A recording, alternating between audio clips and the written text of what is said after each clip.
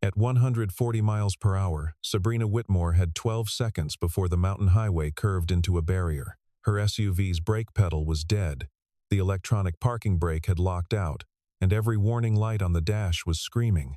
Behind her, Graham Mercer saw smoke pouring from the wheels and understood what nobody else did. The brakes hadn't simply failed. Someone had made sure they would.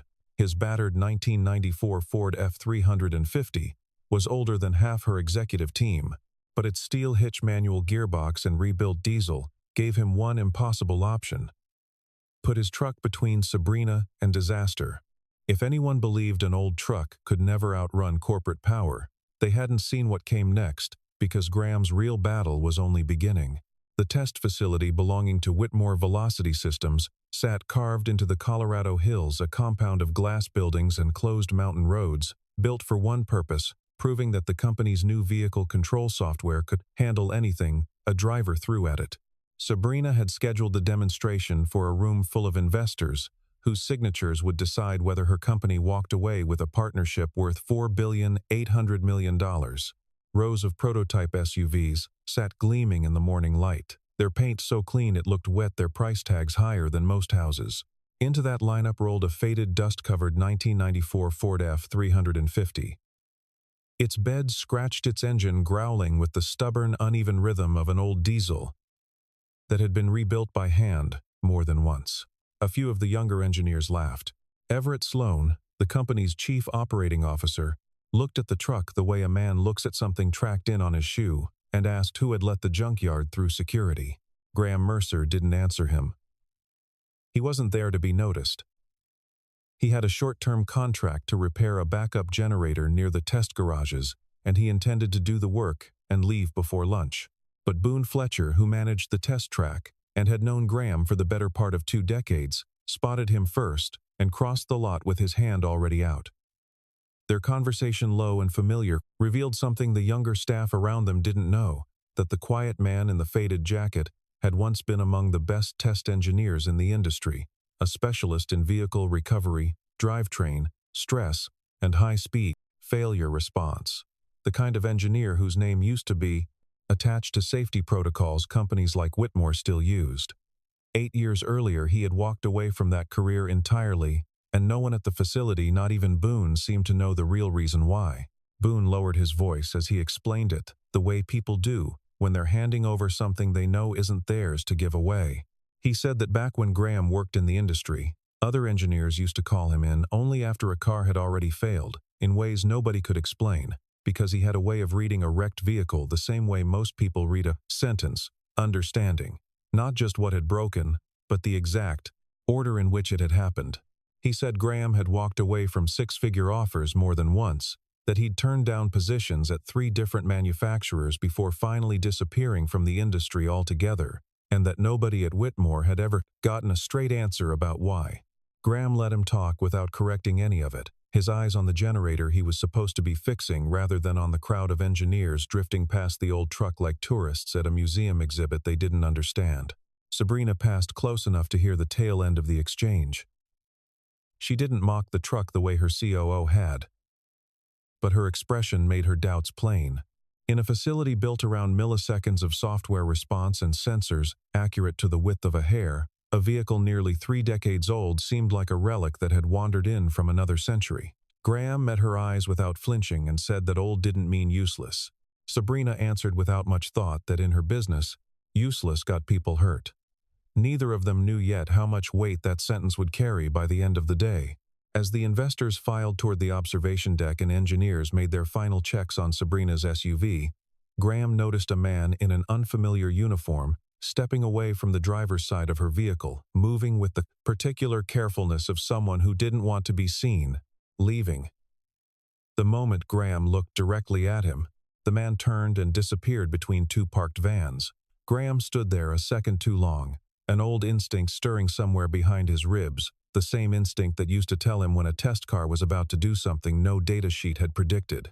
He didn't have time to chase the feeling before Sabrina climbed into the driver's seat, checked her mirrors, and pulled out onto the long test road, with absolutely no idea that the brakes beneath her feet had already been turned into a weapon.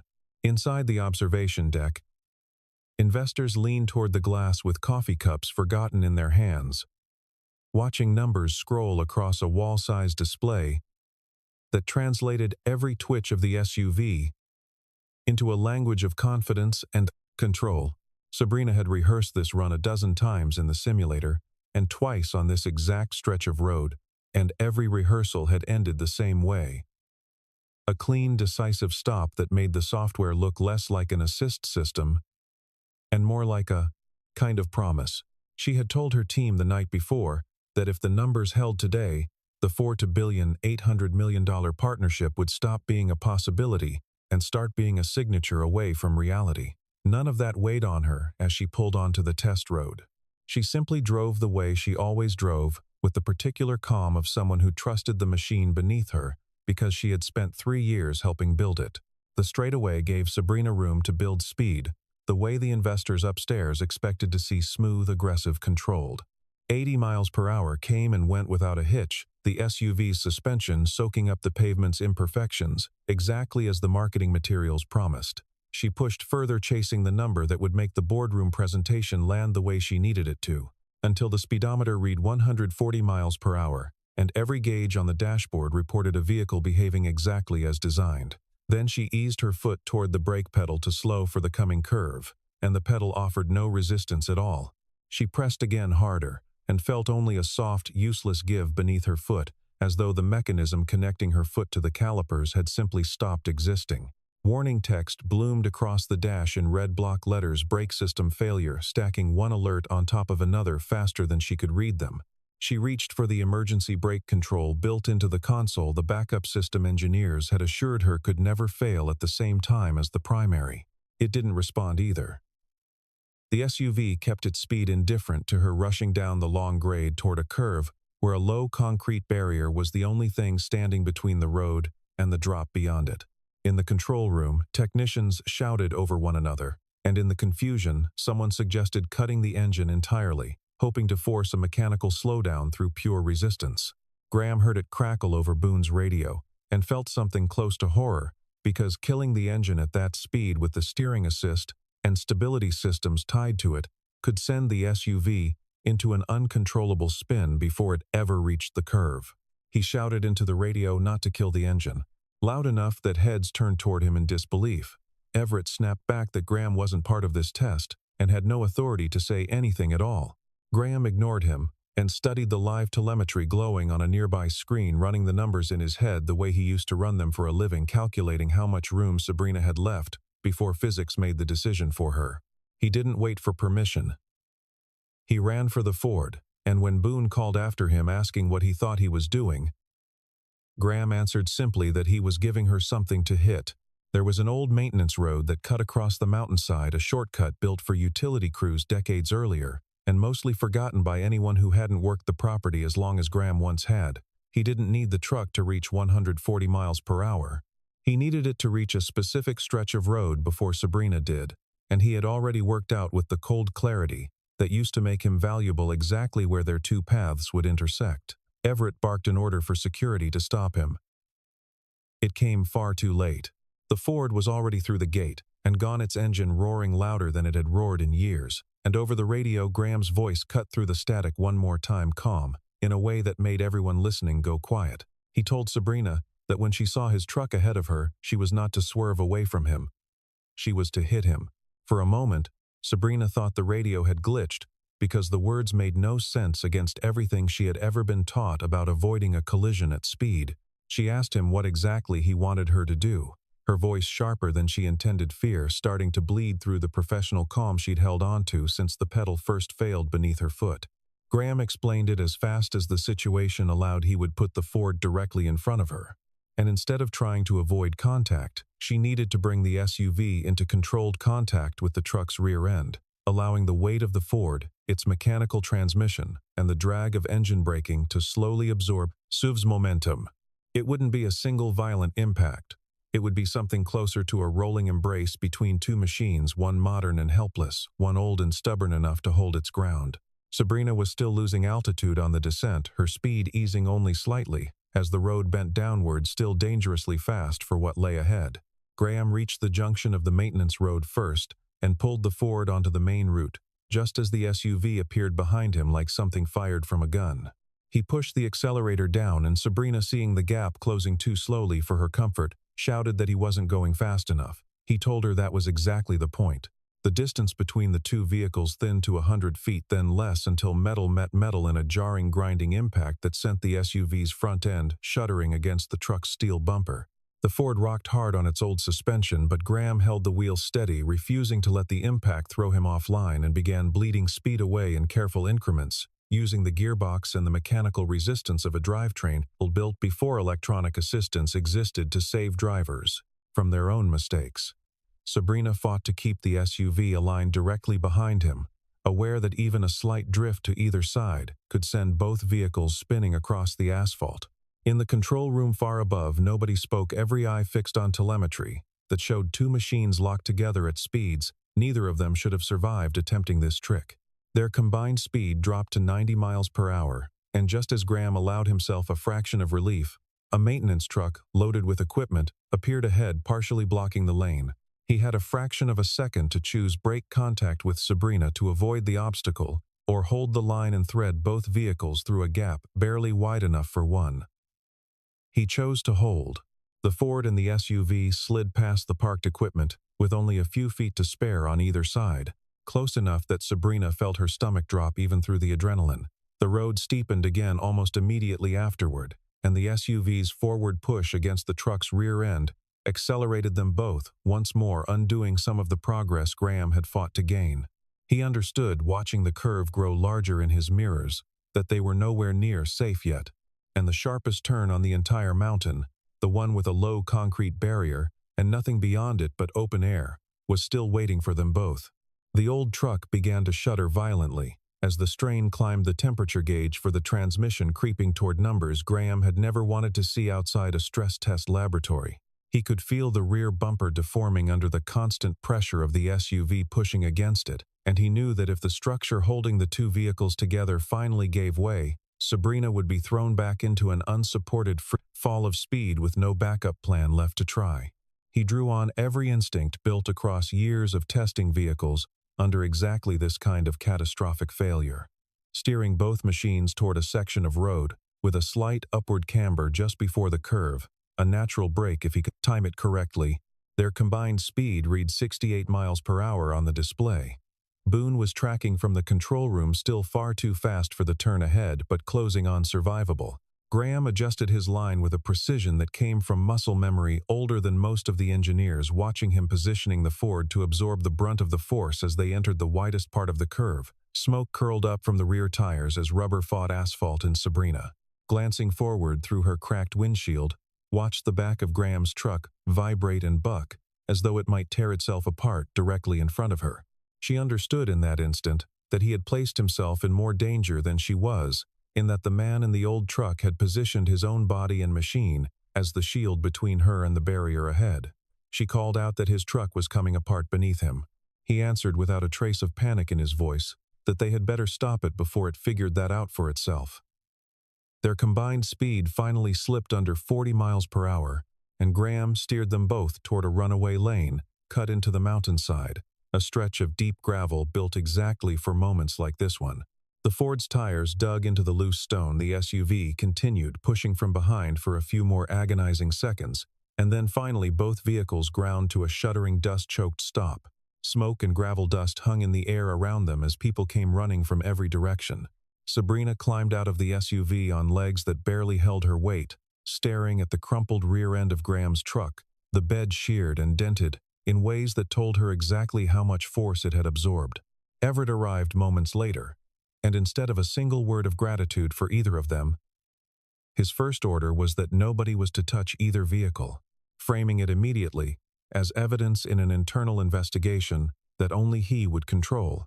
Graham walked past him without acknowledgement and crouched beside the SUV's undercarriage, studying something near the brake assembly that made his expression change in a way Sabrina hadn't seen from him all day. She asked if it had been a mechanical failure. He looked up at her and said no.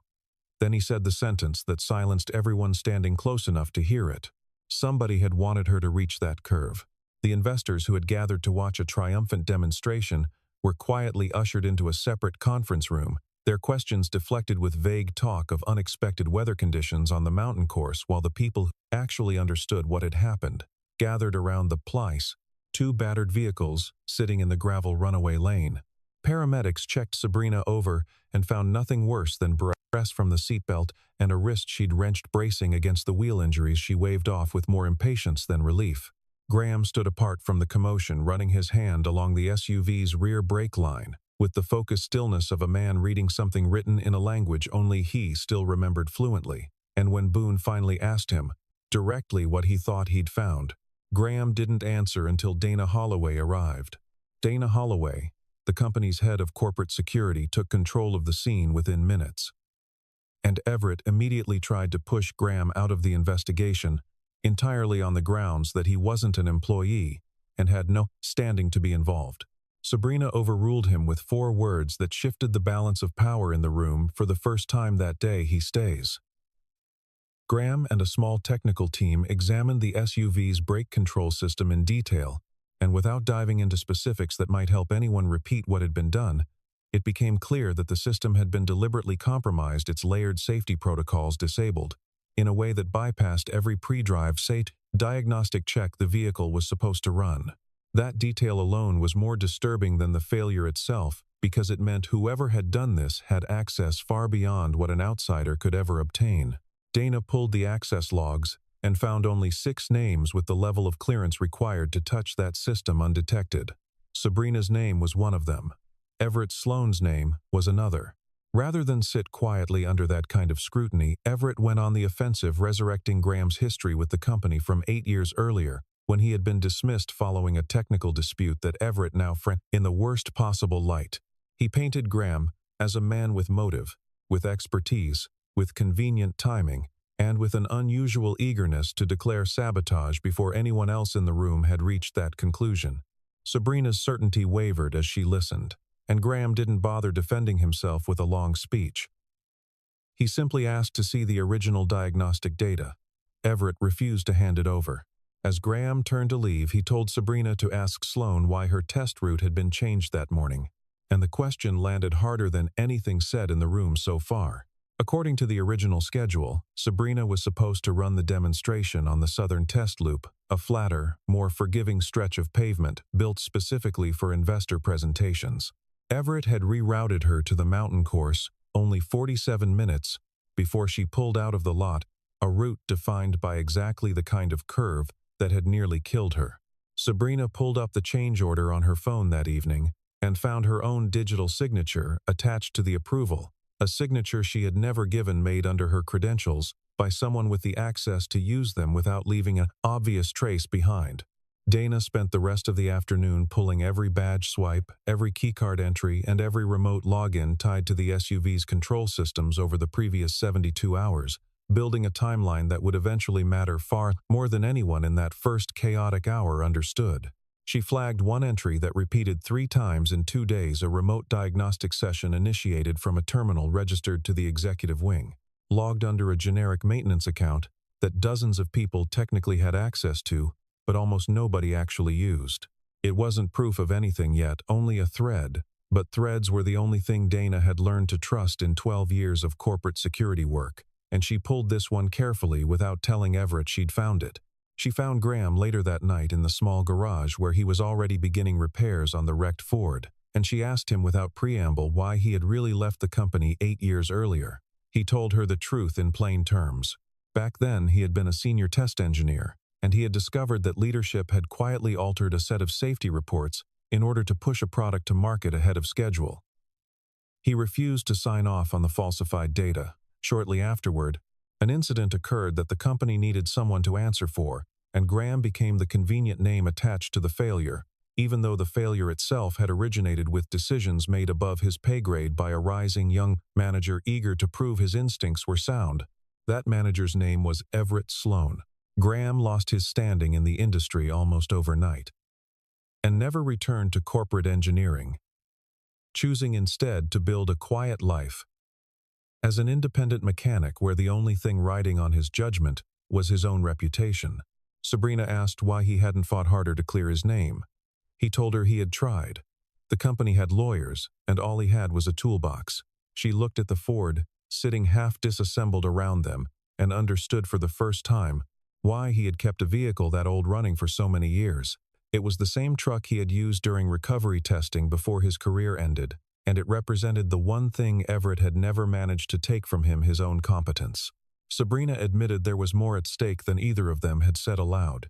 The board was scheduled to vote the following day on the $4.8 billion partnership, and if she were declared unfit to lead, even temporarily operational control would pass directly to the chief operating officer, to Everett. The motive Graham had suspected all along finally had a shape.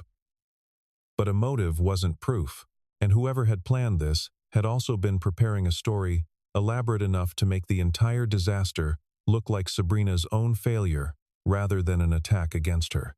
Before either of them could decide on a next move, Dana called with news that stripped the last of the color from Sabrina's face. Someone had just deleted the SUV's original diagnostic logs from the company servers. That night, alone in her office, long after the rest of the building had emptied out, Sabrina found herself staring at a framed photograph from the day the company went public. Everett standing at her shoulder in a suit that had probably cost more than Graham's truck was worth both of them, smiling, for a camera that had no idea what either of them would become to each other years later. She thought about every decision she'd handed him without a second glance. Every project she'd let him run because he asked for it with such total confidence that questioning him had always felt unnecessary. She thought about how easy it would have been if things had gone only slightly differently on that mountain road for the story to end with her funeral and his promotion in the very same week. She didn't sleep much that night, and when morning came she walked into the boardroom already knowing that whatever Everett tried to do to her, she intended to be ready for it. Everett moved first, the next morning, calling an emergency session of the board and opening it with security footage that appeared to show Graham standing near Sabrina's SUV in the moments before the failed test. He layered on the old dispute from 8 years earlier, framing Graham as a man with a grudge, the expertise to act on it, and a convenient presence at the exact right moment. Several board members unfamiliar with either man beyond what they were being shown began to nod along with the story Everett was building for them. Sabrina couldn't counter it with faith alone. She needed something the room couldn't argue with.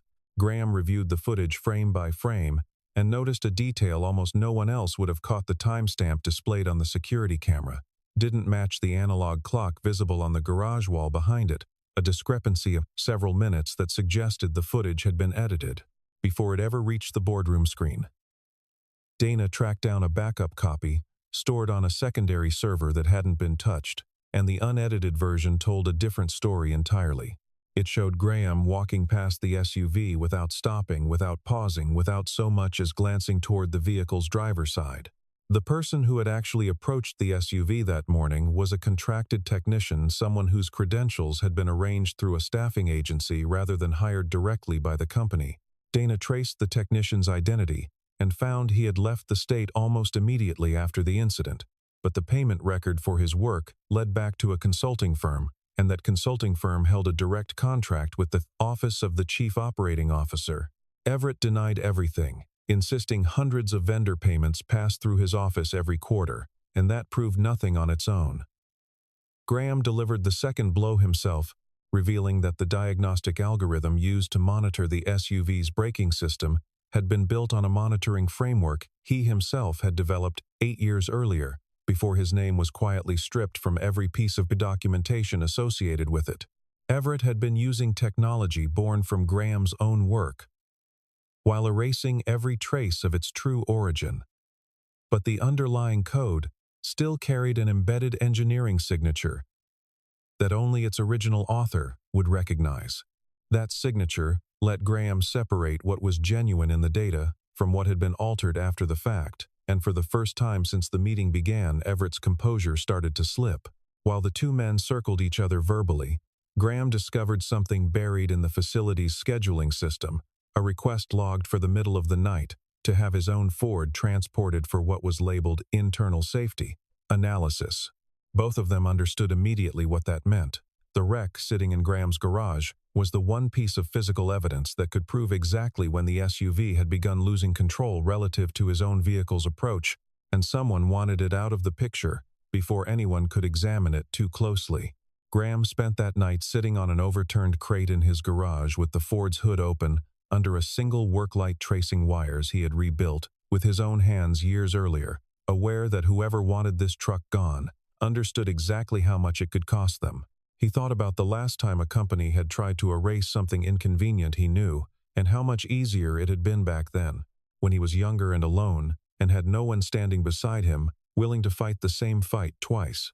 This time felt different not because the stakes were smaller, but because for the first time since he'd left the industry, someone with real power in the room had chosen to believe him before the paperwork caught up. That mattered more than he let himself say out loud. Everett ordered a transport crew to collect the Ford under the justification of a formal safety review, and Graham refused outright to let them near it. There was no need for the confrontation to turn physical. Graham simply stood beside his own property and made it clear the truck wasn't leaving without his consent. Dana arrived minutes later carrying an evidence preservation order signed off by independent legal counsel retained directly by the board, a document that stripped Everett of any authority to touch the vehicle at all. Once the Ford's onboard data recorder was properly analyzed, it delivered the piece of evidence they needed most.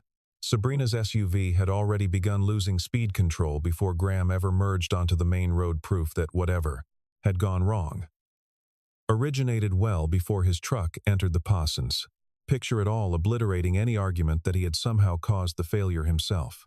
From there, Dana traced the financial thread, connecting Everett to the contracted technician all the way back through 3 shell layers to a personal account bearing his name. Rather than confront him immediately, Sabrina let Everett believe his plan was still intact, allowing him to walk into the boardroom the next morning fully convinced that within the hour he would be running the company himself.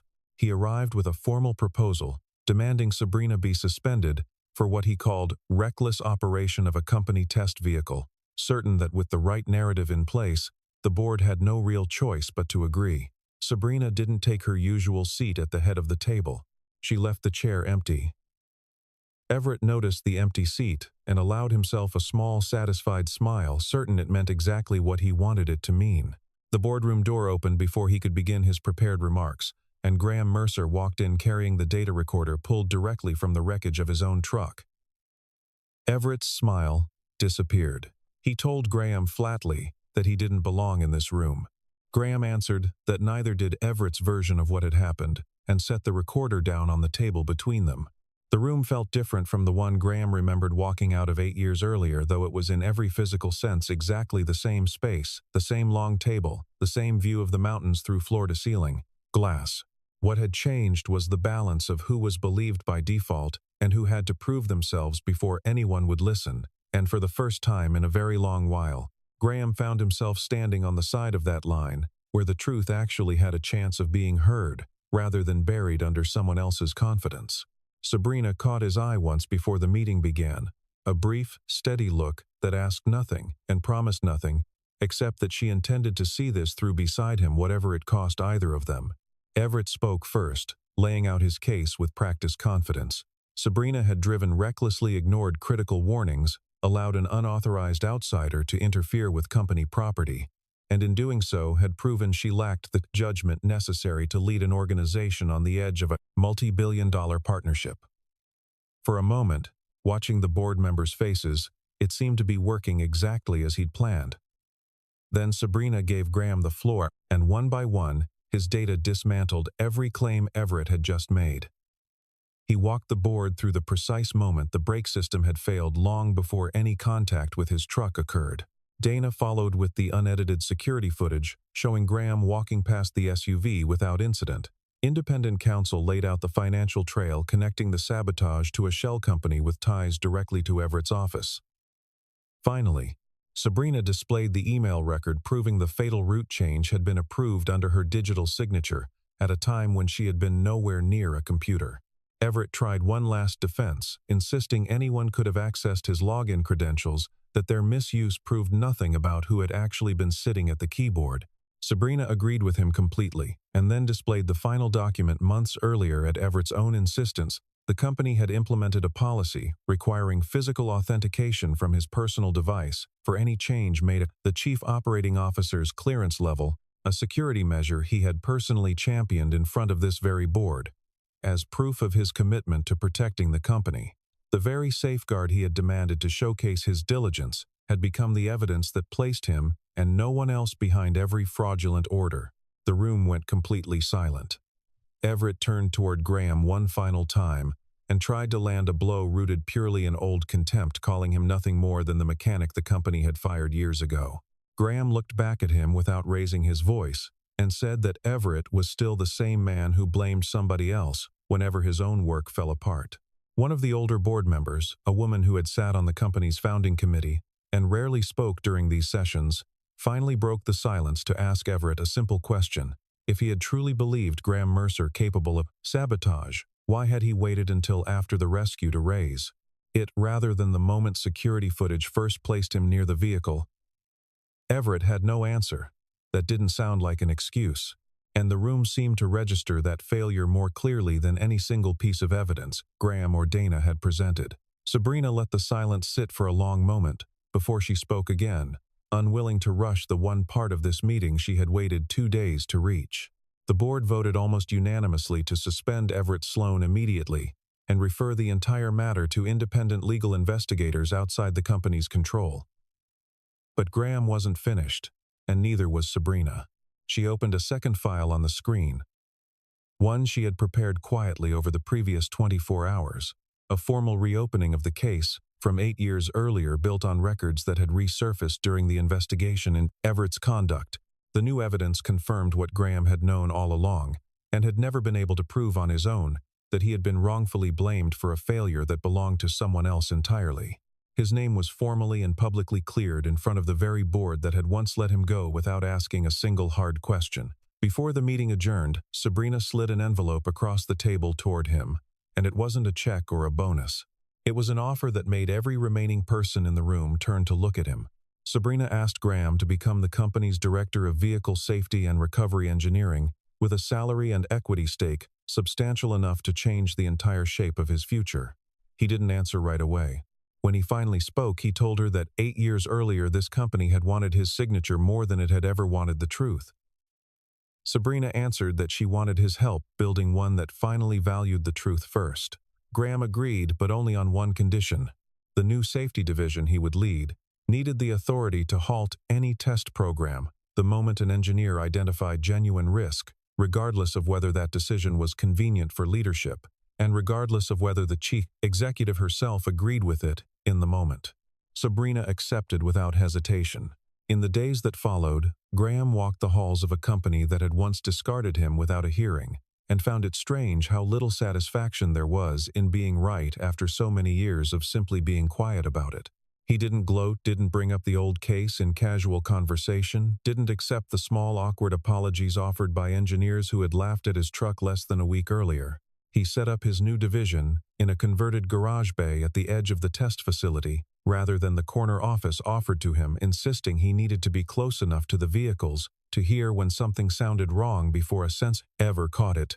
Sabrina let him have the space without argument, understanding by then that the things Graham valued rarely matched what the rest of the building assumed a man in his position should want. Weeks later, the Ford returned to the test facility that had once treated it as a joke in the parking lot. Sabrina assumed the company had quietly arranged for Graham to receive a brand new replacement truck befitting his new title. He turned the offer down flatly and rebuilt the same 1994 Ford himself, piece by piece in the same garage, where he had once explained his history to Sabrina in the dark. The deepest dents along the rear bed, the ones carved by the SUV's desperate push down the mountain, were left exactly as they were rather than smoothed away. Boone asked him why he hadn't simply replaced the damaged panel entirely. Graham told him that dent had cost a great deal less than a funeral would have. Boone stopped by the garage one afternoon to see the rebuild for himself, letting out a low whistle at how far Graham had taken it beyond simple repair, replacing worn bushings, rebuilding the transmission, a second time tuning the diesel, until it idled with a steadiness the old truck had never quite managed even in its prime. He asked Graham, half-joking, whether the company's new safety division had a budget line for sentimental restoration projects. Graham told him the budget line was called Doing the Job Right, and left it at that. Word had gotten around the facility by then about what the old Ford had done on that mountain road. and engineers who once walked past it without a glance now found excuses to linger near the open garage bay, watching Graham work the way apprentices watch someone who has forgotten more about engines than they will ever learn from a manual. Sabrina walked out to the lot to see it for herself. Standing beside the same weathered truck she had once assumed held no place in a facility built around machines worth millions of dollars. She reminded him that he had once told her old didn't mean useless. He reminded her just as evenly that she had once told him useless got people hurt. She allowed herself a small, genuine smile and admitted that it seemed they had both been right all along. Sabrina later gave the order to place the Ford inside the company's technical display hall, not as a relic gathering dust behind glass, but as a working symbol of what had happened on that mountain road. A plaque was mounted beside it, reading simply that this was the vehicle that had stopped a car traveling 140 miles an hour when nothing else could. Graham studied the plaque for a long moment, then reached up and removed it from the wall without a word of explanation. Sabrina looked at him, startled, waiting for a reason. He tossed the keys once in his palm, climbed into the driver's seat, and told her it wasn't a museum piece. The old diesel engine roared to life beneath him, rough and defiant, and very much alive. He said he still needed it on Monday. Sabrina stood in the open bay of the display hall and laughed as the battered old Ford rolled past a lineup of brand-new prototypes worth more money than most people would see in a lifetime engine, growling dented steel gleaming faintly under the overhead lights. Proof enough that a company, built on the newest technology money could buy, had ultimately been saved by the one machine everyone in that parking lot had been so quick to dismiss.